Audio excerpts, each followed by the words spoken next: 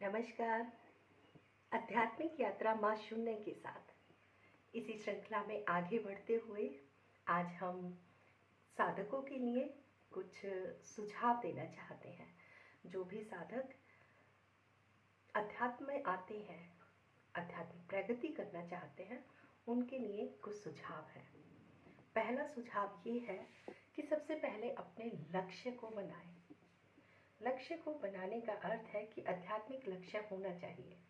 आप अध्यात्म से क्या चाहते हैं? क्यों आए हैं अध्यात्म में? दुखों के कारण आए हैं या जिज्ञासावश आए हैं? यहाँ आने का कारण क्या है?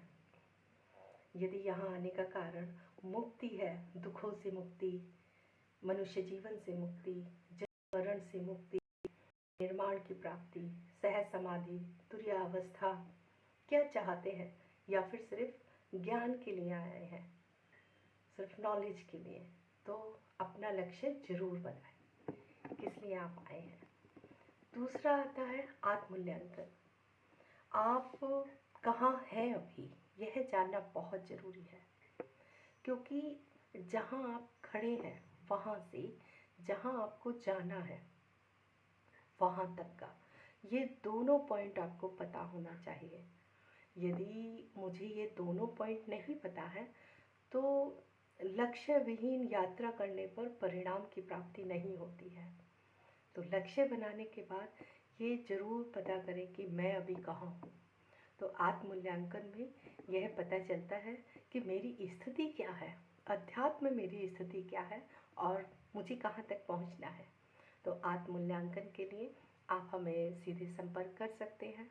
आप डिस्क्रिप्शन में फ़ोन नंबर भी है, आश्रम का पता भी है और हमारा टेलीग्राम ग्रुप का लिंक भी है जहाँ पर ऑनलाइन सत्संग होते हैं। जैसे कि हमने बताया कि सभी कार्यक्रम शून्य बोधिसत्व में पूर्णतः निःशुल्क है। आत्ममूल्यांकन में हम यही जानेंगे कि हमारी स्थिति क्या है, हम अभी क्या हैं, कहाँ पर हैं अभी हम, ये हमें पता चलेगा। तीसरा आता है जो भी आपकी स्थिति है, उस स्थिति से आगे बढ़ने के लिए हमें मार्ग की खोज करनी होगी। जैसे कि हमने बताया कि अध्यात्म में बहुत सारे मार्ग हैं। ज्ञान मार्ग है, भक्ति मार्ग है, कुंडली है, तंत्र है, योग है, सेवा है, इष्ट की पूजा है, पितरों की पूजा है, बहुत सारे हैं। कैसे हम उसमें चले अध्यात्म में आगे, तो आपको अपने मार्ग की खोज करनी है। अपने मार्ग की खोज कैसे करेंगे?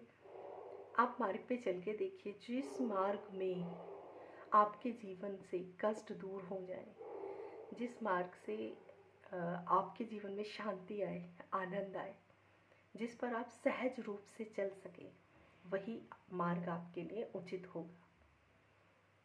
किसी को भक्ति मार्ग पसंद आता है, जिनकी ऊर्जा अनाहत चक्र पर है, जिनमें बहुत समर्पण है, उनके लिए भक्ति मार्ग सुलभ होगा।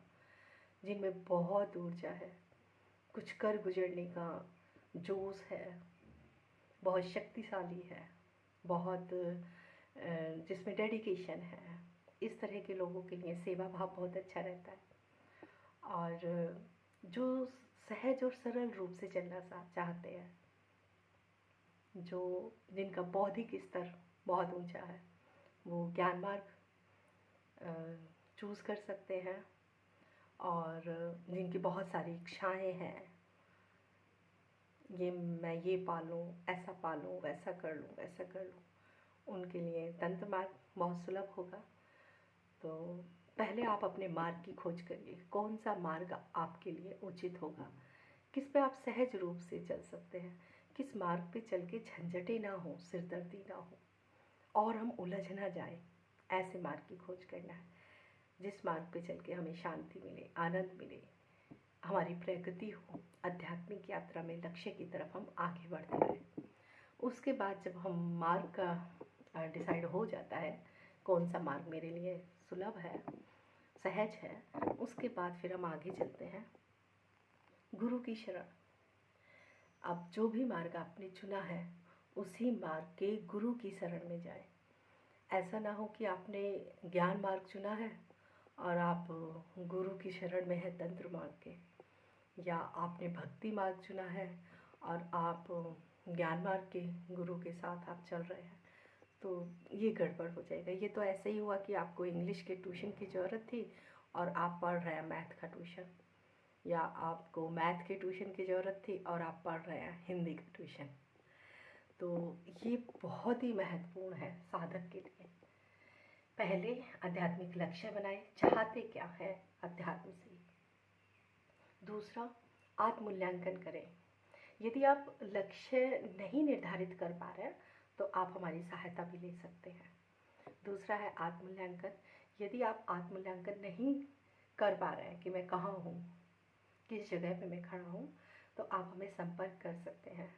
हम आपको लेख भी दे सकते हैं और कुछ वीडियो है उनका लिंक भी भेज सकते हैं, और व्यक्तिगत तरीके से भी आत्ममूल्यांकन किया जा सकता है।